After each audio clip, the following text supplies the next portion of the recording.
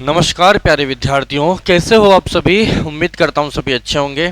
दोस्तों, सबसे पहले तो मैं महेंद्र रमन आप सभी लोगों का स्वागत करता हूँ सफल क्लासेस के यूट्यूब चैनल पर। दोस्तों, जैसा कि लास्ट क्लास में हमने पढ़ा कि अफ़गानिस्तान जो है वहाँ पर कोई भी अगर आता है तो वो क्या हो जाता है, समाप्त हो जाता है, ख़त्म हो जाता है। यानी कि अफ़गानिस्तान को क्या कहते हैं, ग्रेवयार्ड ऑफ द एम्पायर कहते हैं। ठीक है, किसी भी एम्पायर को वहाँ लाओ, वो क्या कर देगा, उसको बदल देगा, ग्रेवयार्ड कर देगा। ठीक है।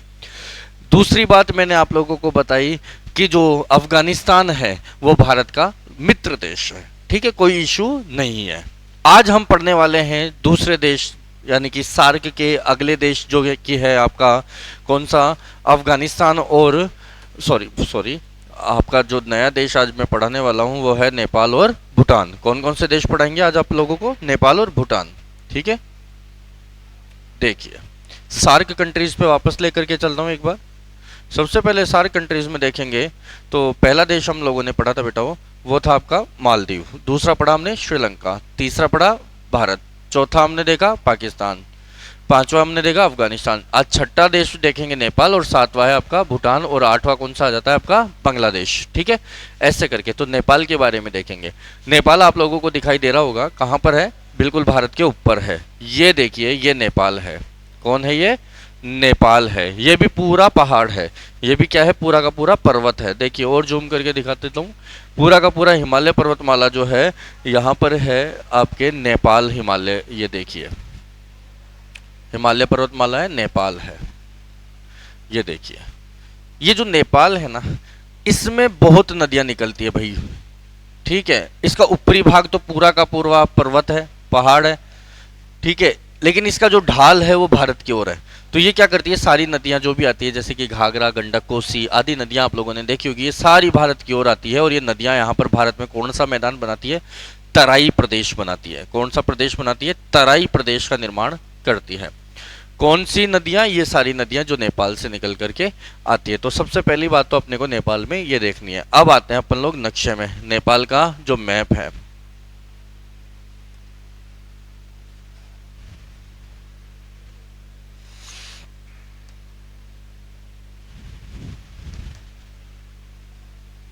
ये नेपाल का नक्शा है भैया। ठीक है, ये इसका फिजिकल मैप है जिसमें आप देख रहे होंगे कि इसके नीचे तो है इंडो गंगेटिक प्लेन है, यानी कि भारत का जो गंगा का मैदान है वो है। ये पूरा का पूरा जो है आप लोगों का तराई प्रदेश है। क्यों, क्योंकि तराई किसको कहते हैं, जब जो आपके नदियां बह करके आती है और वहाँ पर जहाँ पर पानी इकट्ठा होता है, बहुत सारा पानी इकट्ठा होता है। जैसे कि मान लो इसके जस्ट ऊपर क्या था, भाभर था।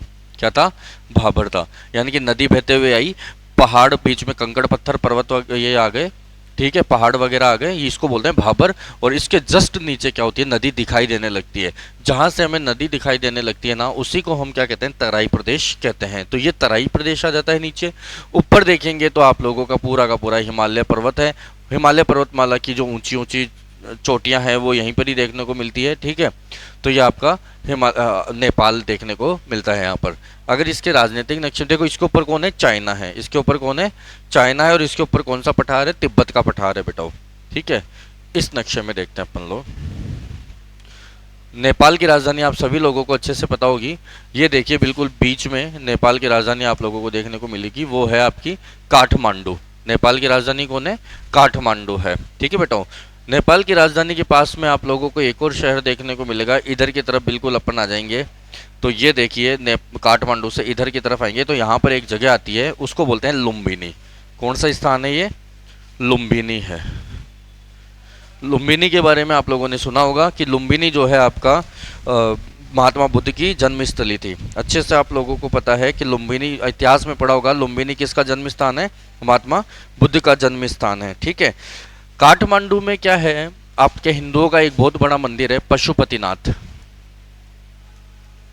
पशुपतिनाथ का मंदिर है, हिंदुओं का बहुत बड़ा मंदिर है ये, जो कि आपके काठमांडू में स्थित है। कहाँ पर स्थित है, काठमांडू। काठमांडू से अगर अपन इधर की तरफ देखेंगे तो यहाँ पर है एक विराट नगर। यहाँ पर कौन सी जगह है, विराट नगर।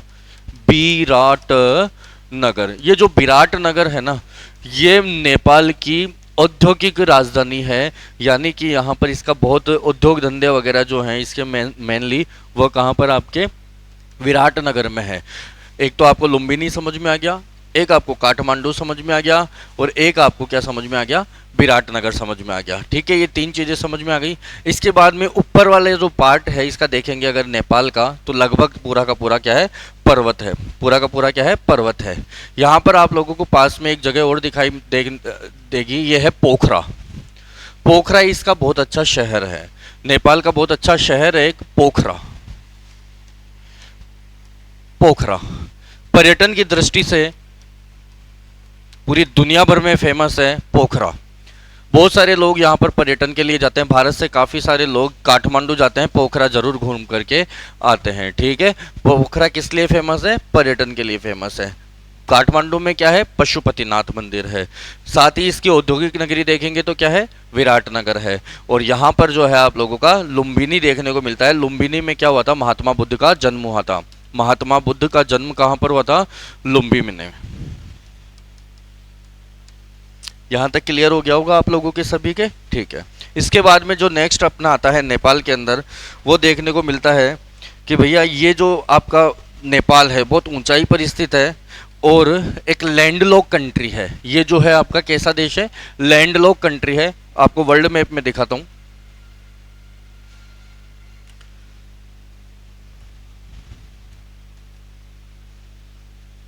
लैंडलॉक कंट्री का मतलब मैंने पिछले वीडियो में बता दिया था आप लोगों को, क्या कहते हैं, स्थलबद्ध देश कहते हैं।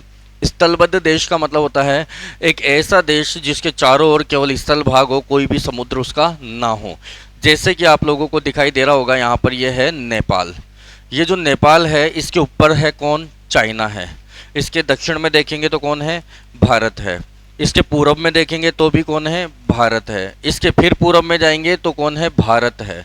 इसके थोड़ा ज़्यादा पूरब में जाते हैं तो क्या है, भूटान आ जाता है। कौन सा देश आ जाता है, भूटान। इसके दक्षिण पूर्व में देखते हैं तो आप लोगों के कौन सा है, बांग्लादेश है। लेकिन इसके पास में कोई भी समुद्र नहीं है। समुद्र नहीं है तो इसका मतलब यह है कैसा देश है, ये लैंडलॉक कंट्री है। लैंडलॉक कंट्री आप लोगों को समझ में आ गई होगी अच्छे से। इसका मतलब यह है स्थलबद्ध देश है। बहुत सारे नुकसान होते हैं आपके लैंडलॉक कंट्री के।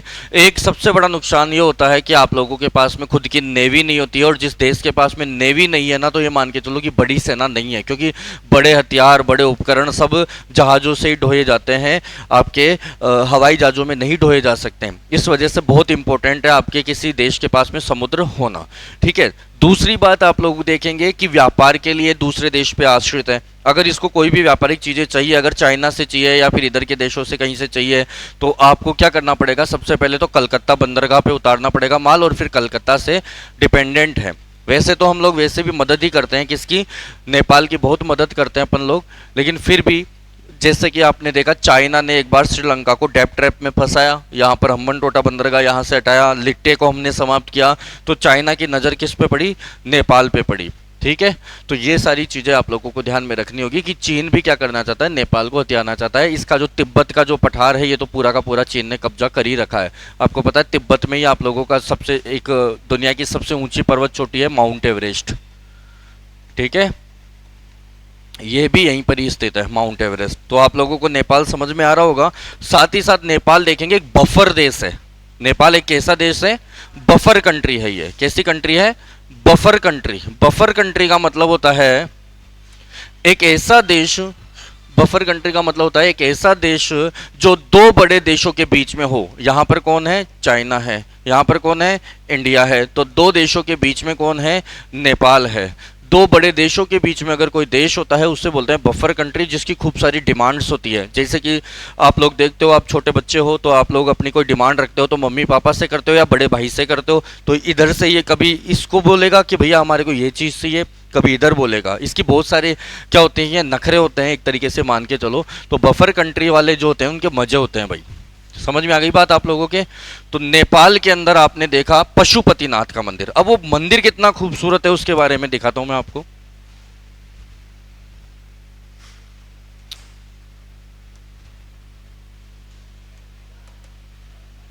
ये देखिए, ये मंदिर है पशुपतिनाथ का, बहुत खूबसूरत मंदिर है। एक और इसका चित्र देखने को मिलेगा। ये है बहुत खूबसूरत जो है ये टेम्पल है, हिंदुओं का बड़ा मंदिर है नेपाल के अंदर। कौन सा मंदिर है? पशुपतिनाथ मंदिर है। कौन सा मंदिर है? पशुपतिनाथ मंदिर। ठीक है, महादेव को समर्पित मंदिर है ये आप लोगों का है। कौन सा? पशुपतिनाथ। बहुत खूबसूरत है वैसे तो नेपाल। नेपाल की खूबसूरती आपको, एक तो देखो इसके राज्यों को इसने ऐसे डिवाइड किया है, पूरा का पूरा पर्वत है। यहाँ पर नदियों के बारे में भी इसने बता रखा है। ठीक है, जैसे कि अब अगर अपन देखें कि ये देखो लुम्बिनी अलग से राज्य बना दिया, यहाँ पे नारायणी अलग राज्य बना दिया। ये है जनकपुर। ये वही जनकपुर है जो माता सीता के पिताजी रहते थे। उनके पिताजी का नाम था क्या? माता सीता के पिताजी का नाम क्या था? जनक था। सभी को पता है क्या था? जनक था। लेकिन जनक जो है, इनकी पुत्री जो सगी पुत्री होती है ना, वो नहीं थी। बल्कि क्या होता है, एक बार जनक जाते हैं बिहार में, इसके नीचे जाते हैं तो इधर की तरफ क्या आता है कि राज्य है भारत का बिहार। बिहार के अंदर एक स्थान है सीतामढ़ी। ठीक है, सीतामढ़ी में जमीन में प्राप्त हुई थी जनक को। कौन? सीता। ठीक है, तो ये कहां पर लेके गए थे? आपके जनकपुरी में लेके गए थे। तो जनकपुरी जो है, जनकपुर पूरा राज्य है नेपाल के अंदर। इसलिए कई लोग कहते हैं कि सीता जी नेपाल की थी, कई लोग कहते हैं बिहार की थी। तो दोनों ही बात सच है। बिहार में तो इनका जन्म हुआ है, जबकि यहाँ से कौन लेकर के गया है? जनक लेके गए थे। तो यहाँ पर क्या है, जो राम भगवान ने धनुष तोड़ करके, धनुष प्रतियोगिता तोड़कर, धनुष को तोड़ करके जो प्रतियोगिता जीती थी, वो जनकपुर में ही हुआ था वो पूरा प्रोग्राम। ठीक है, तो आप लोगों को ध्यान रखना है। अब देखिए आप लोग, अभी हाल ही में अयोध्या का कितना डेवलपमेंट हुआ है। क्यों? क्योंकि राम भगवान की जन्मस्थली है। इधर सीतामढ़ी को कोई पूछता ही नहीं है, ये सीता माता की जन्मस्थली है। ठीक है, यहाँ पे थोड़ा भेदभाव देखने को मिलता है। अगर देखा जाए तो सीतामढ़ी को भी अगर डेवलप कर दें अपन, तो बहुत सारा यहाँ पर क्या मिलेगा? पर्यटन मिलेगा। और कौन सा पर्यटन? धार्मिक पर्यटन। भारत में धार्मिक पर्यटन की ज़्यादा वैल्यू है। भारत में गोवा जाने से ज़्यादा लोग पसंद करते हैं केदारनाथ जाना। ठीक है, तो धार्मिक पर्यटन की ज़्यादा वैल्यू है। अब देखो, अगर वहाँ पर धर्म नहीं हो, अगर वहाँ पर महादेव नहीं हो, तो अमरनाथ में ऐसी कठिन यात्रा कौन करे? आज अगर देखें तो केदारनाथ में अभी जो यात्रा चल रही है, हाल ही में 1000 यात्री फंसे हुए हैं। लेकिन धर्म की यात्रा है, तो इस वजह से लोग अपनी जान की भी परवाह नहीं करते हैं। तो वो बहुत इंपॉर्टेंट है। तो धार्मिक पर्यटन से लोगों को रोजगार मिलता है। बिहार के लोगों को यहाँ से रोजगार मिल सकता है। जिस प्रकार से अयोध्या को डेवलप किया है, वैसे ही सीतामढ़ी को भी डेवलप कर सकते हैं। ठीक है, लेकिन इधर किसी की नजर ही नहीं है। लेडीज पर्पज से भी देखें तो आप लोग देखिए, जैसे कि अपन हमेशा बोलते हैं सिया राम बोलते हैं, तो उसमें भी क्या होता है? महिला का नाम पहले आता है। लक्ष्मी नारायण में भी पहले देखो लक्ष्मी जी का नाम आता है। ठीक है, गौरी शंकर यानी कि महादेव के नाम में भी पहले गौरी का नाम आता है। तो ये चीज़ें हैं, अपन इसको अगर काम करें ना तो डेवलप कर सकते हैं। ठीक है, तो ये वाली चीज़ भी आप लोगों को देखनी होगी। इसके बाद में नेपाल में देखते हैं, एक आपको एयरपोर्ट दिखाता हूँ। इसको बोलते हैं लुकला एयरपोर्ट। कौन सा एयरपोर्ट है ये? लुकला एयरपोर्ट। ये पूरी दुनिया का सबसे डेंजरस और सबसे खतरनाक एयरपोर्ट है। ये आप लोगों को देखना होगा। ये प्रश्न यूपीएससी में आ चुका है। लुकला एयरपोर्ट की स्थिति कहाँ पर है? तो आप लोग अच्छे से उत्तर दे देंगे। लुकला एयरपोर्ट जो है आपके कहाँ पर है? नेपाल में है। देखिए कितना डेंजरस है, इसके बारे में थोड़ी सी जानकारी लो। ये इतना सही एयरपोर्ट है, यहाँ पे ज़्यादा से ज़्यादा देखो, एक विमान तो ये खड़ा है, एक ये खड़ा है, एक ये खड़ा है, और ज़्यादा से ज़्यादा एक स्पेस यहाँ पर है। 4 से ज़्यादा तो यहाँ पर विमान नहीं आ सकते हैं। दूसरी बात है, इसका जो रनवे है वो सिर्फ रनवे यहाँ पे शुरू और यहाँ पे ख़त्म। ठीक है, जहाज जो आपके यहाँ पर लैंड करते हैं यानी कि उतरते हैं, तो उसमें क्या है कि चढ़ान है, चढ़ाई है। तो यहाँ से क्या होता है, यहाँ पे जैसे ही लैंड करेगा तुरंत उसके बाद में यहीं पे उसकी स्पीड कम हो जाएगी, तो यहीं पे इसको स्टॉप करना पड़ता है। उसके बाद में ये आपके पैसेंजर्स के लिए दौड़ मतलब चल करके इधर की तरफ आता है। क्यों है? चारों तरफ क्या है? पहाड़ है। देखो कितना बड़ा पहाड़ है, पूरी तरीके से कंप्लीटली पहाड़ों से घिरा हुआ एयरपोर्ट है। लुकला एयरपोर्ट कंप्लीटली पहाड़ों से घिरा हुआ है। यहाँ पर अगर कोई उड़ान भी भरता है तो आपको पता है एकदम से इतनी उड़ान लेनी पड़ेगी, जो कि संभव नहीं है। ठीक है, तो क्या करेगा, थोड़ी सी उड़ान भरेगा, उसके बाद में तुरंत इधर उधर से निकलना पड़ता है। लैंड करेगा तो जल्दी से क्या करना पड़ेगा, इसको स्पीड खत्म करना पड़ेगा, क्योंकि ये खत्म होते ही तुरंत फिर पहाड़ आ जाता है। तो लुकला एयरपोर्ट, यहाँ पर 100 से भी ज़्यादा घटनाएं हो चुकी है। बहुत सारे विमान यहाँ पर क्रैश हो चुके हैं, लेकिन क्या करें, मजबूरी है। बहुत सारे जो पर्वतारोही जाते हैं, माउंट एवरेस्ट वगैरह की चढ़ाई के लिए जाते हैं, पर्वतारोहियों के लिए यही एक एयरपोर्ट है, इसलिए यहाँ पर जाना भी जरूरी है। तो काफ़ी सारे लोग जाते हैं यहाँ पर जो पर्वतारोही हैं। लेकिन दुनिया का सबसे खतरनाक जो एयरपोर्ट है वो यही एयरपोर्ट है, लुकला एयरपोर्ट। बहुत सारी यहाँ पर विमान हादसे हो चुके हैं। ठीक है, तो समझ में आया लुकला एयरपोर्ट, क्योंकि प्रश्न आया था तो मैंने आपको बता दिया है। कहाँ पर है लुकला एयरपोर्ट? नेपाल में है। ये देखिए, इस तरीके के विमान हादसे यहाँ पर आए दिन होते रहते हैं। तो ये सारी चीजें हैं नेपाल के बारे में। माउंट एवरेस्ट के पर्वतारोही कहाँ पर उतरते हैं? अपने नेपाल में उतरते हैं। क्लियर हो गया आपको? तो नेपाल के बारे में चीजें समझ में आई आप लोगों को? नेपाल में कोई दिक्कत नहीं है आप लोगों को? ठीक है। नेपाल के बाद में देखेंगे अपन लोग, दूसरा देश जो आता है वो आता है भूटान। नेपाल के बाद में दूसरा देश कौन सा आता है? भूटान आता है। देखिए एक बार मैप में भूटान कहाँ पर है।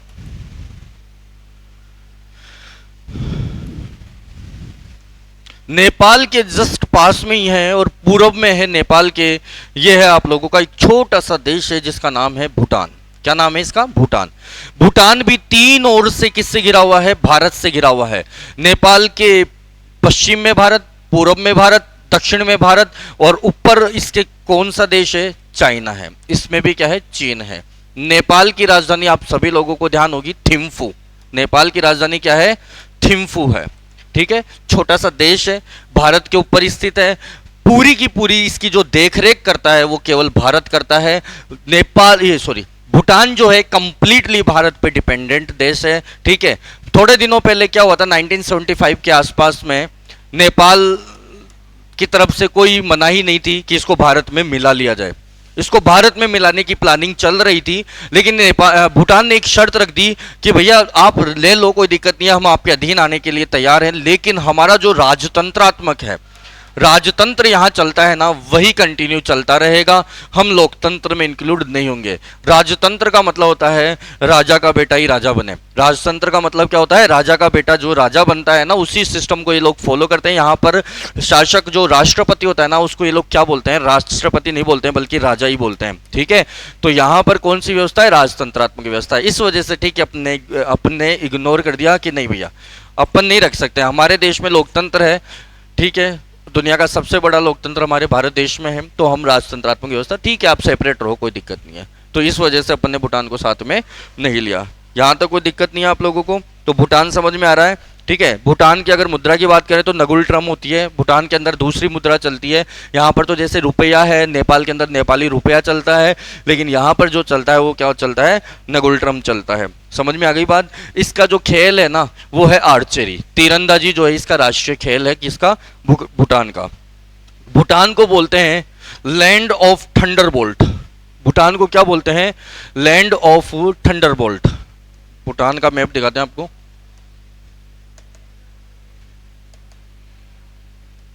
ये भूटान है। ठीक है, भूटान के अंदर जो है राजधानी इसकी कहां पर है? ये रही आपकी राजधानी थिम्फू, ये इसकी राजधानी है। बाकी के जो शहर हैं इसके काफ़ी सारे, ठीक है, इधर की तरफ जाकर है, मुमतांग है, इंपॉर्टेंट शहर है। मेनली देखा जाए तो ये पूरा का पूरा पहाड़ है और इसके ऊपर क्या है? चाइना है। चाइना का ये जो ऊपर का भाग है ये भूटान को देने के लिए तैयार हो रहा है कि आप ये वाला हिस्सा ले लो, लेकिन यहां पर पास में देखना एक स्थान आएगा डोकाला, जो कि भारत की चिकन नेक के पास में। ये वाला जो स्थान है ना, ये वाला भूटान बोलता है कि भैया ये हमारे को दे दो। ये चाइना बोलता है कि ये वाला जो हिस्सा है ये हमारे को दे दो। वो कैसे, मैं बताता हूँ आपको। भारत के नक्शे में, भारत के नक्शे में एक आपको देखने को मिलेगी चिकन नेक।